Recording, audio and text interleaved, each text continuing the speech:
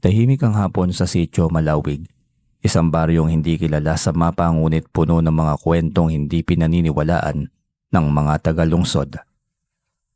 Sa dulo ng baryong yon, matatagpuan ang isang kubong halos wasak na sa katandaan. Dito nakatira si Anghel, isang payat, maputla at 18 taong gulang na binata na ni minsan ay hindi man lamang nakatungtong sa paaralan. Habang ang ibang kabataan ay abala sa pag-aaral at pangarap, si Anghel ay abala lamang sa pamumuhay na puro utos, galit at takot. Kasalukuyang naghahakot si Anghel ng kahoy sa likod bahay, tumutulo ang pawis niya pero walang bakas na reklamo sa kanyang muka. Tahimik niyang ginagawa kahit ang pinakamahirap na gawain marahil dahil alam niyang anumang pagkakamali ay may kapalit at hindi yon maganda. Mula sa pintuan ng kanilang bahay, lumabas si Mang Lando, ang ama niyang hindi man lamang siya tinawag na anak at kahit minsan. Matangkad si Mang Lando, malaki ang katawan, at halos laging may bitbit na bote ng gin. Kahit tirek ang araw, pulang mata nito at amoy ng alak ang buong paligid. "Hoy, Angel! Yan lang ba? Pati paghahakot hindi mo magawa ng maayos. Ano bang silbi mo rito, ha?" Napatigil si Anghel. Saglit siyang napapikit bago humarap. Hindi siya sumagot dahil alam niyang kahit anong salita niya ay baka mauwi lamang sa pananakit. Hindi tulad niya, ang kapatid niyang si Biboy, mas bata ng 2 taon, ay pinalad. Papasok na ito sa kolehiyo sa susunod na buwan. May baon, may bagong gamit at punong-puno ng pagmamahal mula kay Mang Lando. Kung gaano kahigpit si Mang Lando kay Anghel, ganoon naman siya kalambing kay Biboy. At kung gaano kalinaw ang suporta niya sa isa, ganoon kadilim ang pagtingin niya kay Anghel. Ni minsan ay hindi nagtanong si Biboy kung bakit ganoon ang trato sa kanyang kuya.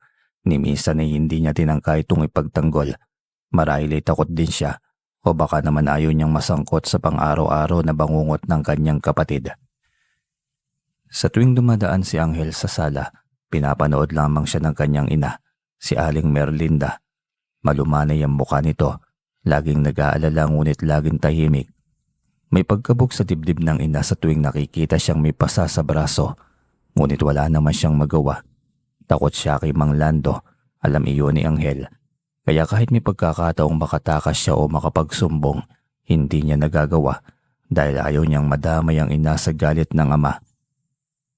Lumipas ang ilang oras at natapos ni Anghel ang gawain, ngunit bago siya makapagpahinga ay tinawag muli siya ng ama. "Anghel, halika nga rito."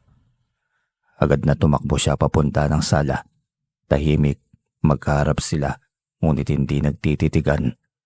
Alam ni Anghel na hindi maganda ang aura nito. May nagbabantang unos sa mga mata. "Bakit hindi ka tumulong kanina sa tindahan? Nakita ko ang nanay mo, hirap na hirap mag-isa doon."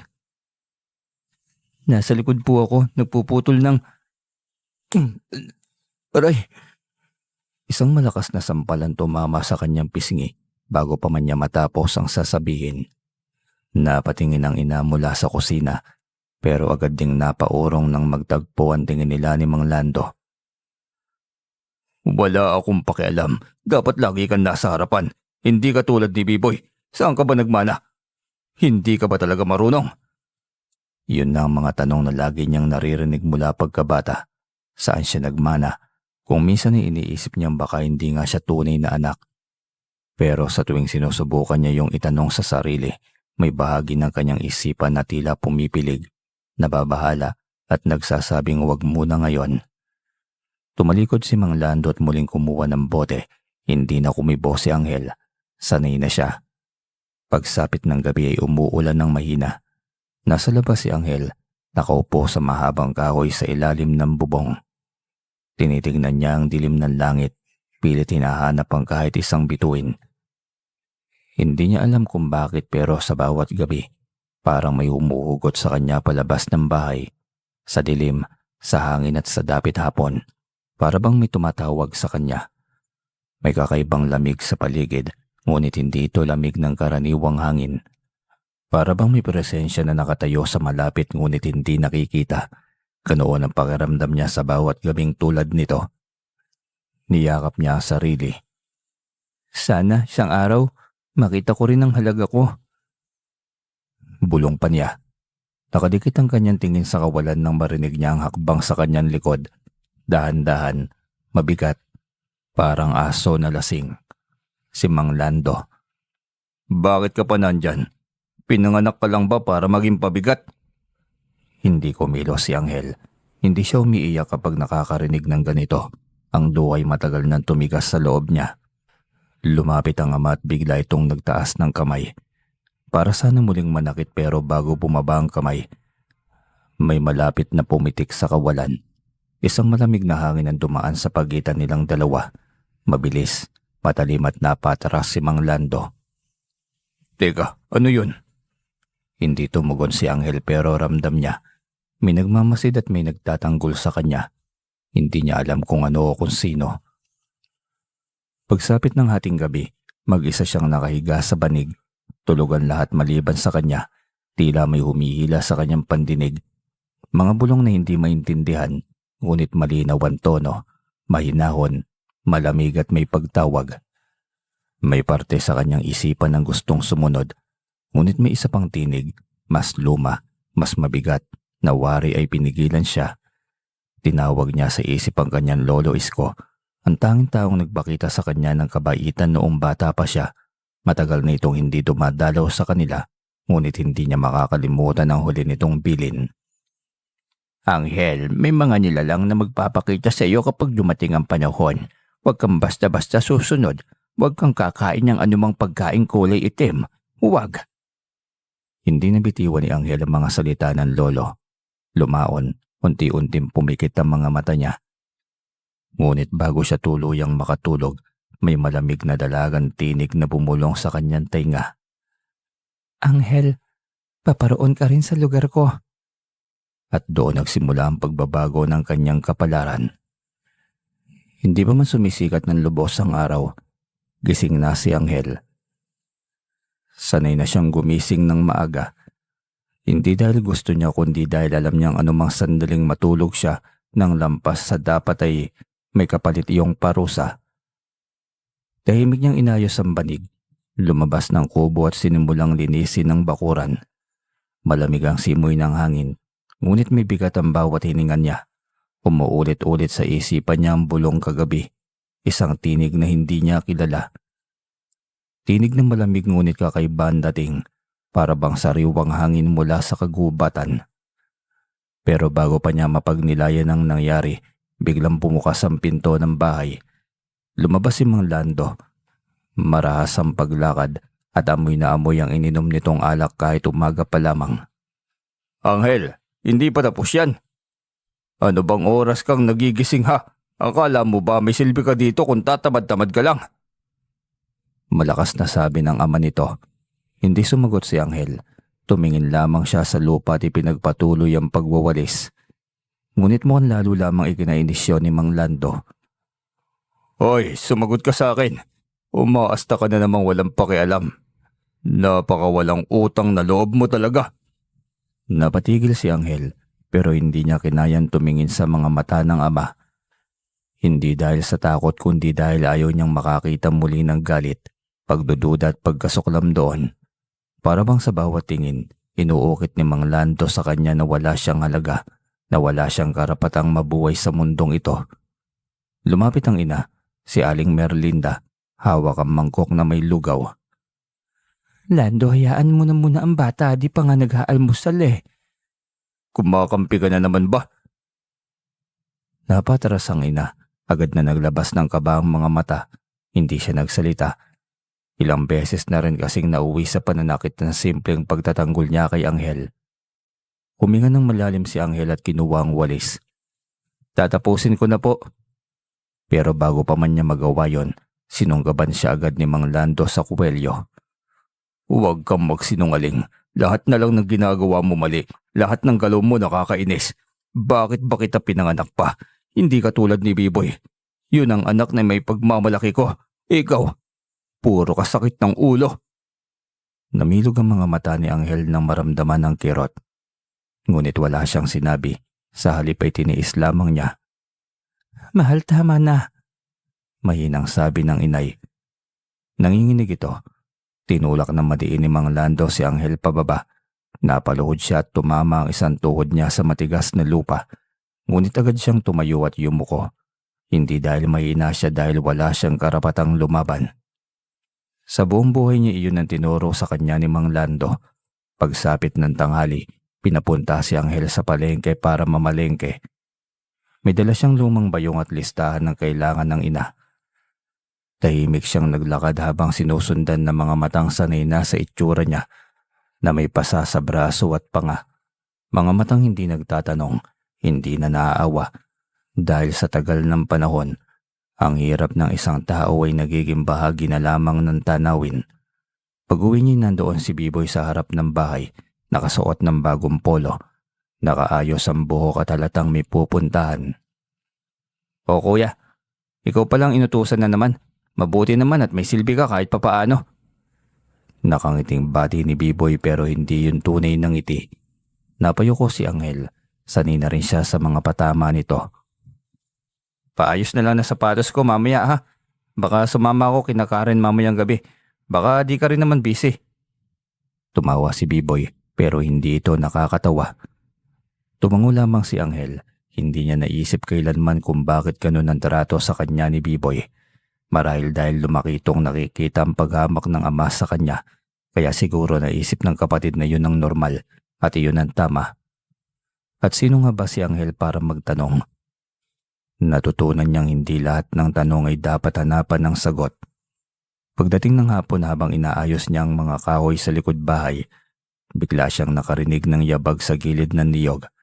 Mabibilis na akbang, magaan, hindi tulad ng karaniwang paglakad ng tao. Nilingon niya yun at wala naman siyang nakita. Gusto na sana niyang bumalik sa ginagawa nang biglang may bumulong sa kanyang likuran. Mabilis siya napalingon. Walang tao pero rinig niya ang pagtawag sa kanyang pangalan. Isang napakalambing na tinig na hindi niya mawari kung sa lalaki o babae, bata o matanda. Ngunit tiyak siya na narinig niya ito. Napataras siya at napahawak sa dibdib. At sa ikalawang bulong, "Bakit ka nagpapakain sa sakit na yan? Bakit mo hinahayaan?" Nalaglag ang kahoy sa kanyang kamay. May tao ba riyan?" Nauutal pa niyang tanong, pero walang sumagot. May humaplos sa hangin, malamig ngunit nakakapangilabot, para bang inaantig ang isang damdaming matagal nang natutulog sa kanyang puso. Napapikit siya at pagdilat, nakita niya ang ama, nakatayo sa pintuan, pulang-pula ang mukha at may hawak na sinturon. "Sino bang kausap mo? Bakit ka nagsasalita? Loko-loko ka na ba?" Hindi makapagsalita si Anghel. Mabilis na lumapit si Mang Lando. Isang sinturon ang tumama sa kanyang braso, isa pa sa balikat, isa sa likod. Mas malakas kaysa sa mga nauna. Tinakpan ng inaanting at hindi makalapit dahil alam niyang baka siya naman ang isusunod. "Lando, tama na! Tama na!" "Huwag kang makialam dito!" Si Anghel kahit nasasaktan ay hindi sumigaw. Hindi siya lumaban, hindi siya tumakbo. Pero sa loob niya ay may nararamdaman siyang kakaiba. Hindi galit, hindi takot. Isang malamig na puwersang tila gumigising. Isang pakiramdam na parabang may nagtatago sa kaibuturan ng kanyang katauhan. Pilit kumikilos at pilit lumalabas.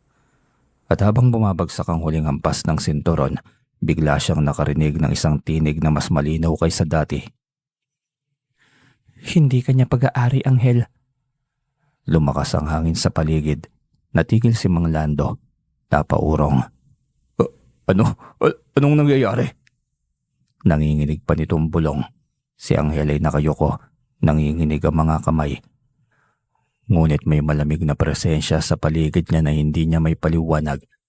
Sa hindi may paliwanag na dahilan, takot na takot si Mang Lando. Kinagabihan habang nagpapahingay lumapit ang ina kay Anghel. Marahan niyang tinakpan ng malamig ang bimpo na nasa pasa ng anak. "Anak, patawad. Hindi ka dapat nasasaktan ng ganyan eh." "Ma, ayos lang po." "Hindi anak, hindi ayos. Hindi ko alam kung bakit ganyan ang tatay mo sa'yo. Pero ipinapangako ko balang araw, may liwanag ding darating para sa'yo." Tumingin si Anghel sa paligid. Naroon muli ang malamig na presensya. At bago siya makatulog ay narinig niya muli ang tinig. Mas malinaw, mas malapit, mas mapangakit. Anghel, handa ka na bang makalayo? Halika, malapit na kitang makita. Hindi niya alam kung ano yon. Ngunit alam niyang papalapit ito at ang buhay niya hindi na magiging katulad pa ng dati. Mula ng gabing yon ay hindi na nanahimik ang mga gabi ni Anghel. Hindi siya dinadalaw ng bangungot. Sa halip ay may tinig na paulit-ulit na tumatawag sa kanya. Isang tinig ng babae, malamig ngunit hindi nakakapangilabot. Isang tinig na parang musika na hindi niya maunawaan, ngunit hindi rin niya kayang iwasan. Sa mga sumunod na araw, ramdam niya ang pagbabago. Sa bawat palo ni Mang Lando, pakiramdam niya ay may humaharang, may pumipigil o may humihinga malapit sa kanya. Minsan kahit walang hangin ay gumagalaw ang mga dahon sa bakuran. Minsan kahit tirik ang araw, may itim na usok na dumaraan na hindi alam kung saan nagmumula. At higit sa lahat ay nararamdaman niya na may mga matang nakatingin sa kanya mula sa dilim.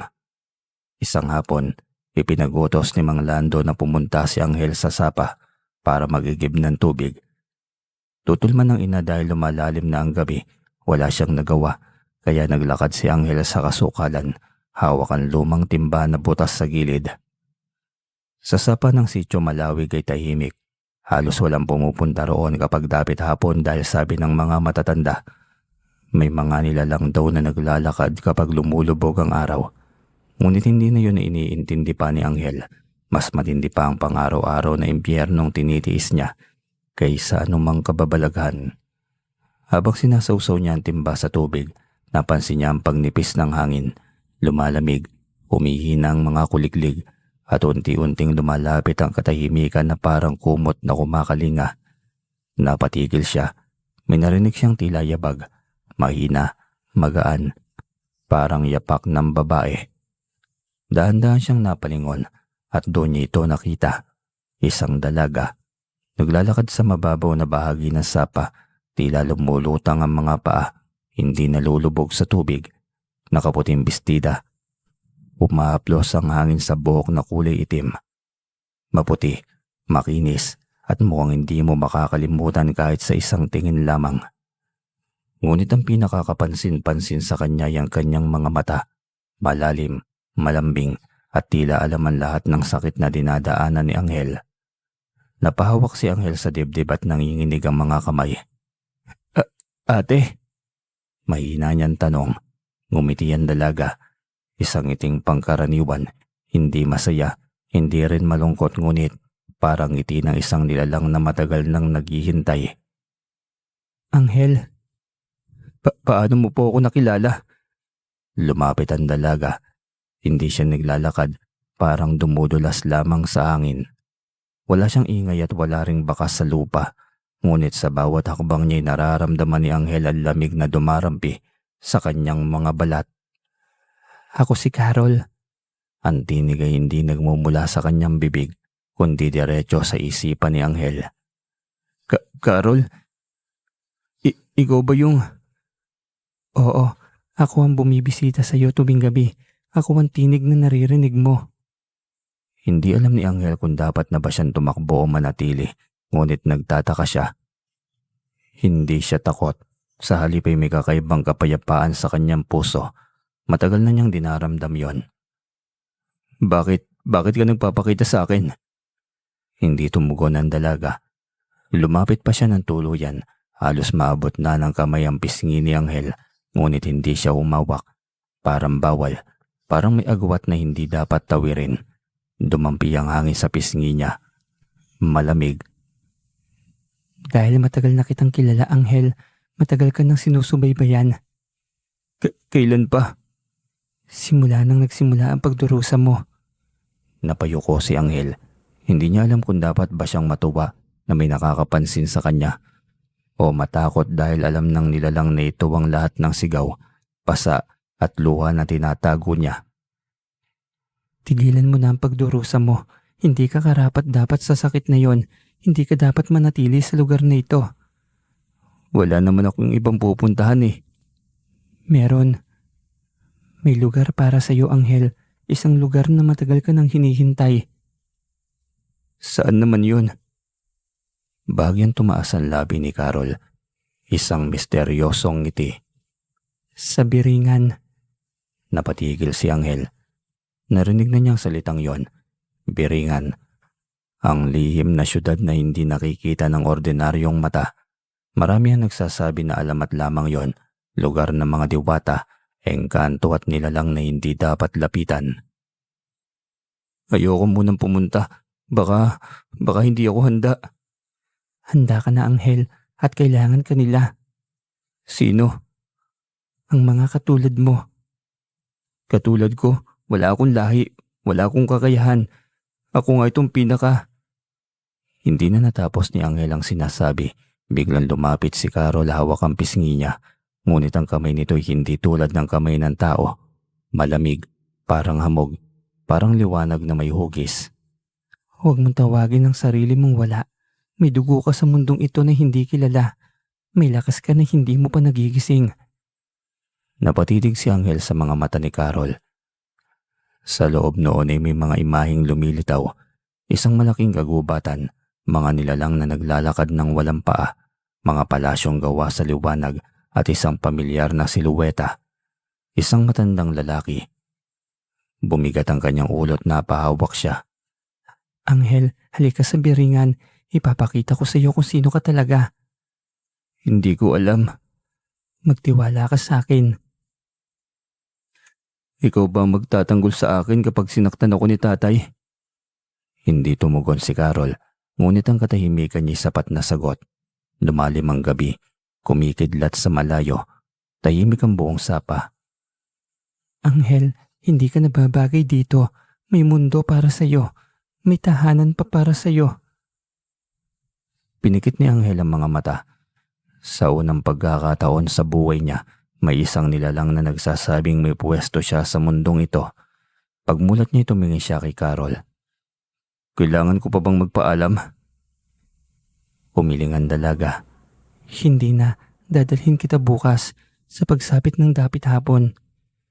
Biglang kumislot ang hangin. Muling nagliwanag ang paligid at sa isang iglap ay naglaho si Carol. Parang usok na dinadala ng hangin.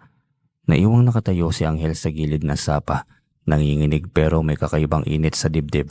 Isang pakiramdam na ngayon niya lamang naramdaman. Ang pag-asa. Kinabukasan ni Tila mas mabigat ang hangin sa paligid ng bahay ni Anghel. Hindi niya alam kung guni-guni lamang ba yon o may kakaibang nagmamasid sa kanya mula sa mga sulok. Buong araw ay hindi siya mapakali kahit na inutusan siya ni Mang Lando ng kung ano-anong mabibigat na gawain, pagputol ng kahoy, pag-igib, pagwalis sa buong bakuran. Wala siyang nararamdaman na pagod. Parang may puwersang nagtutulak sa kanya na tapusin ang lahat ng mabilis. Sa likod ng isipan niya malinaw ang salita ni Carol kagabi. Sa dapit hapon, hihintayin kita. Habang papulubog ang araw, mas lalo siyang nilulukuban ng kaba. Hindi niya alam kung ano ba talagang dapat na naghihintay sa kanya sa Biringan. Narinig niya ang sabi ng mga matatanda na kapag may sumama sa nilalang mula roon, hindi na bumabalik. May ilan na natatagpuan pagkatapos ng ilang taon, pero iba na ang isip, iba na ang anyo, at minsan ay hindi na sila kinikilala ng sarili nilang pamilya. Ngunit sa kabilang banda, ano bang meron sa mundo niya ngayon? Sigaw, palo, gutom, pampapahiya. Wala siyang iniwang kahit na anong alaala sa tahanang yon maliban sa sakit. Kaya ba dapat na siyang umalis? Kahit sa isang lugar na wala siyang kasiguraduhan. Habang binabalikan niya ang mga tanong sa isipan niya, narinig niya ang malakas na sigaw ng ama. Anghel, halika nga rito. Napapitlag siya tagad na napalingon. Nakatayo si Mang Lando sa may pintuan, hawak ang lumang sinturon. Kita sa mukha nito ang galit na hindi mapigilan. Saan ka na naman nagpupunta? Bakit para bang wala ka sa sarili nitong maghapon, ha? Hindi tumugon si Anghel. Mahinang naglakad siya papalapit, ngunit bago makarating ay muling sumigaw ang ama. Walang hiya kang bata ka. Hindi ka talaga katulad ng kapatid mo. Kahit kailan wala ka talagang kwenta. Isang palo muli sa likod, isa pa sa braso, at isa pa mas malakas at mas masakit. Parang sinasadyang ilabas ng ama ang lahat ng galit niya sa buong buhay niya. Lando, tama na. Sigaw ng kanyang ina, umiiyak at pilit na inaawat ang asawa. Pero tulad ng dati, hindi ito nakinig sa kanya. Si Anghel na tahimik lamang, hindi tumakbo, hindi umiyak. Ngunit sa kaibuturan niya, may umuusbong nakakaibang presensya. Ang malamig ngunit protektibong hangin na dati pa niyang nararamdaman. At sa pinakamatinding palo, biglang tumigil ang ama. Natigilan, napataras. Dahil sa likod ni Anghel, may malamig na hangin na parang sinasalo ang bawat hampas. Isang boses ang humaplos sa hangin. Hindi yun narinig ni Mang Lando, hindi rin narinig ng ina, ngunit rinig na rinig yun ni Anghel. Si Carol. Hindi mo na kailangan manakit pa. Bulong na tila dumadaloy sa hangin. Napaiwas si Anghel. Naramdaman niyang hindi siya nag-iisa. Si Mang Lando naman ay napataras nang hindi niya may paliwanag kung bakit. Para bang may nakatitig sa kanya mula sa likod ng anak. Isang titig na hindi pangkaraniwan, hindi pang tao, at sa hindi maintindihang dahilan ni natigil siya at hindi na nagpatuloy sa pananakit.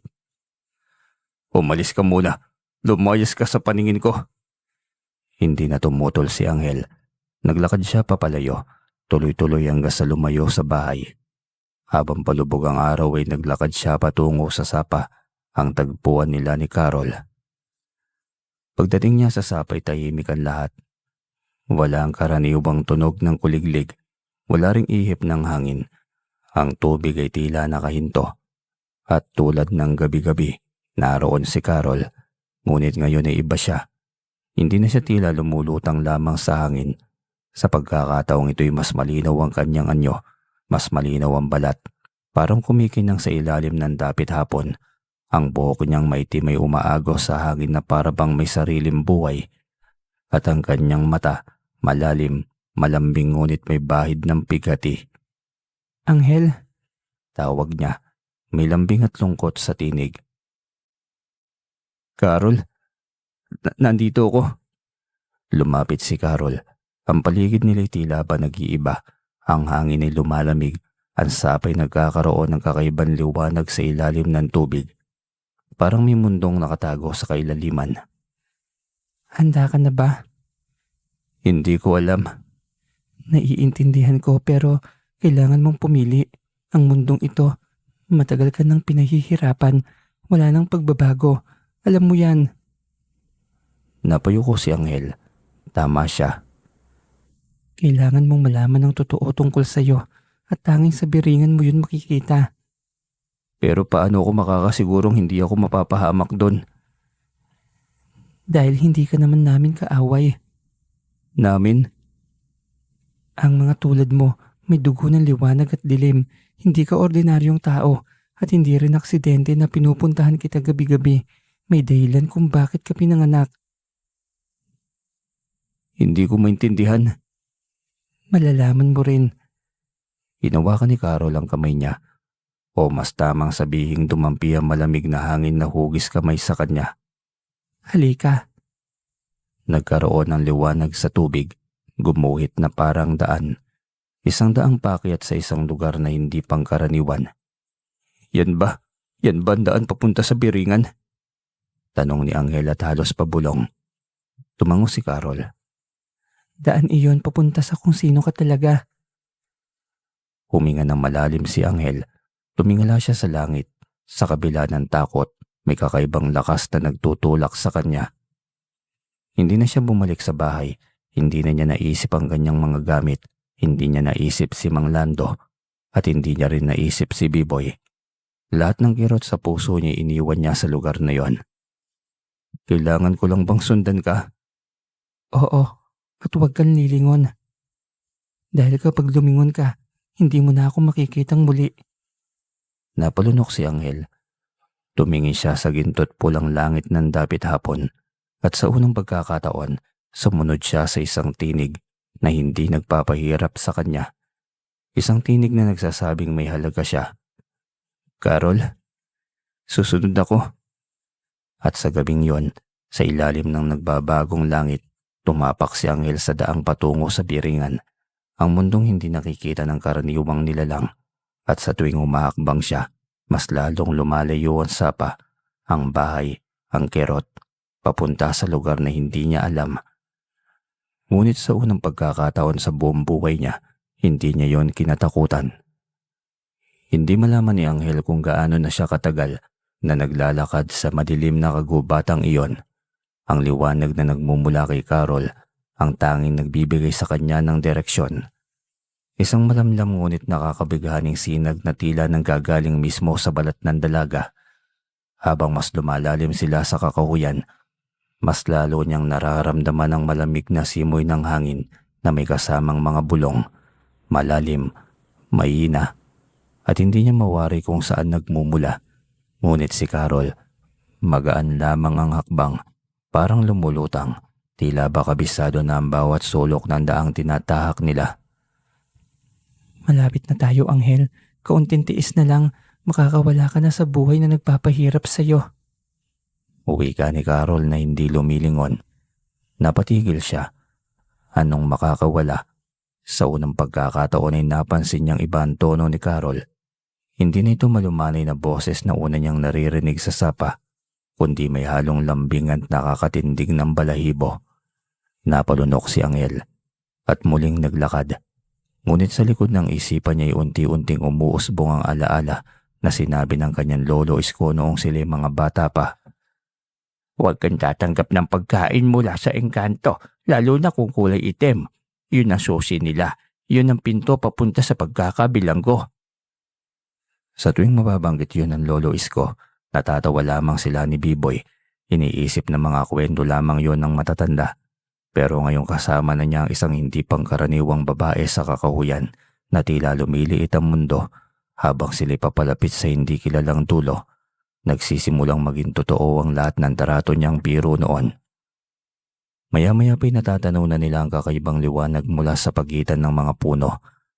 Paglabas nila sa makapal na dahon ay bumungad ang isang malawak na clearing at sa gitna nito ay isang bahay na gawa sa kahoy na nagliliyab sa puting liwanag, hindi apoy, kundi parang kabibe ng buwan na nagliliwanag mula sa loob.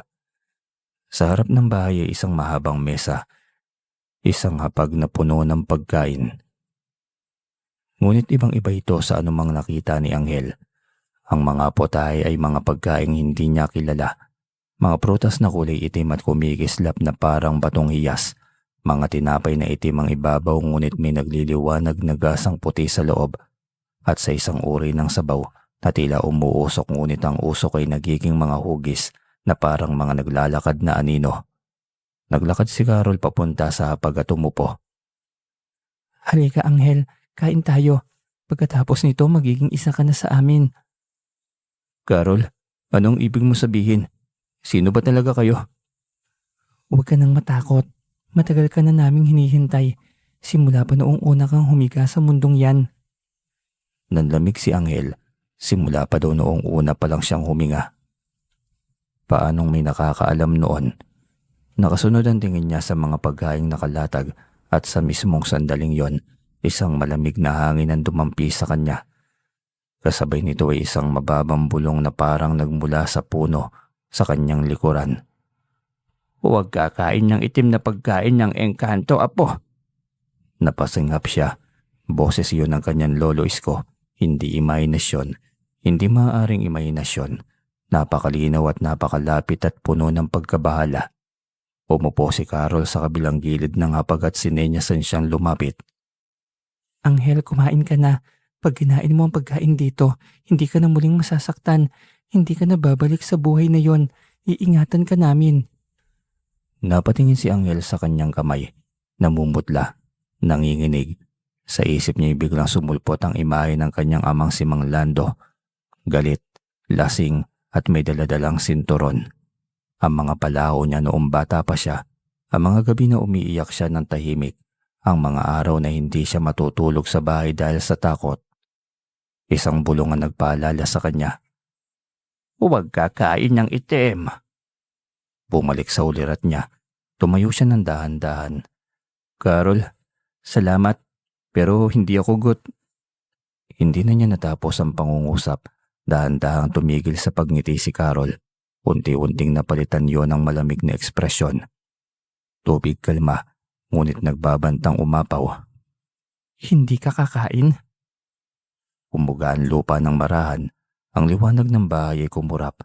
Ang hangin ay biglang bumigat. Tumaas ang tinig ni Anghel at nakita niya ang anino ni Carol na hindi anyong tao. Hindi paa, hindi kamay, hindi ulo. Ang anino'y tila ba may sungay at may mahabang pakpak na mas manipis pa sa telang hinabi ng gabi. Napataras si Anghel nang hindi sinasadya. Sa bawat hakbang niya pabalik ay mas umaasim ang hangin. Mas lumalalim ang boses ni Carol. Pinagkatiwalaan kita, Anghel. Dinala kita rito. Naniwala akong tatanggapin mo ang alok ko. Ngunit tinatanggihan mo pa rin ako. Kagaya ng ginawa sa iyo ng mundong kinatatakutan mo. Lumapit si Carol at ang bawat hakbang niya ay may kasamang mahina ngunit nakakabalis ang tunog. Parang pakpak ng malaking insekto na kumakampay. Hindi mo ba alam, kami ang tanging may nais na protektahan ka. Dito wala kang ama na mananakit sa iyo. Walang mundong babaliwalain ang halaga mo. Isa ka sa amin, Anghel. Kaya dapat ay kumain ka. Tanggapin mo ito. Utos niya, hindi na pakiusap. Hindi, ayoko. At doon na nagsimulang magalit si Carol. Hindi mo naiintindihan. Sa pagtanggi mo, binabaliwala mo ang alok namin. Binibigyan ka namin ng pagkakataong maging malaya. Lumakas ang hangin, lumalabo ang paligid at ang mga anino sa lupa'y nagsisimulang gumalaw ng mag-isa papalapit sa kanya. Kung ayaw mo, pipilitin ka namin. Bulong ni Carol na ngayon ay may dalawang boses, isang babae at isang lalaking mababa. Sa sandaling yun ay bigla na lamang may umatungal mula sa kagubatan, isang boses na malakas, malalim at galit. Isang sigaw na nagpapayanig sa lupa, napahinto sa mga anino at nagpapanginig kay Carol. Anghel! Anghel! Umalis ka na dyan! Boses iyon na alam niya. Boses ng kanyang lolo Isko. Napalingon si Anghel.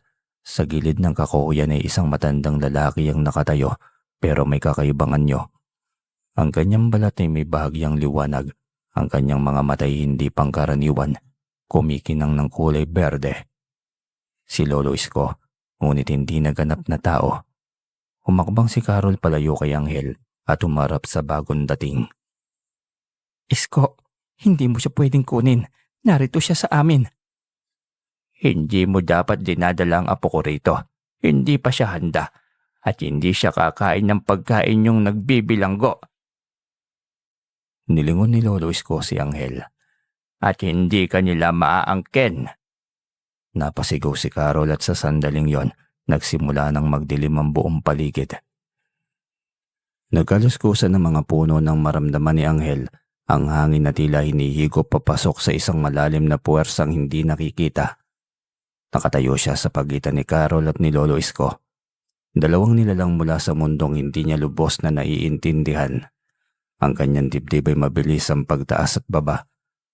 At ang takot na kanina lamang ay mahigpit na nakakapit sa kanya, ngayon unti-unting napapalitan ng matinding pagkalito. Lolo, ano ba talagang nangyayari? Hindi kaagad tumugon si Lolo Isko, bagkus ay lumapit ito sa kanya. Marahan ngunit mabigat na presensya at itinapat ang sarili sa pagitan niya at ni Carol na ngayon tila nagbabago ng itsura. Ang mga mata nitong kanina'y kaakit-akit ay nagiging mapupungay na apoy. Ang buhok ay bagyang humahaba at ang aninong nasa paanan ay gumagapang sa lupa na parang isang buhay na nilalang.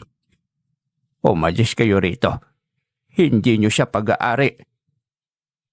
Aminin mo man o hindi, Isko, may dugong engkanto ang batang yan. Bahagi siya sa mundo namin. Hindi niyo siya mapipilit.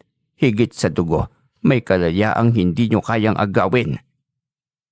At bago pa makasagot si Carol, itanaas na ni Lolo Isko ang kamay. Isang malamig na bugso ng liwanag ang tumama sa lupa. Sumabog sa anyo ng alon at ang buong paligid ay kagyat na nagdilim. Nadama ni Anghel na parang inihila siya ng puwersa, ngunit hindi niya nararamdaman kung pataas, pababa o papalayo. Ang uli niyang nakita yung mukha ni Carol. Nasasaktan, nagagalit, ngunit hindi sumusuko. Hindi to rito nagtatapos. Babalikan kita. At sa isang iglap ay nawalan ng tunog ang mundo. Nagmulat si Anghel. Nakahiga siya sa sahig ng isang maliit na kubo. Hindi pa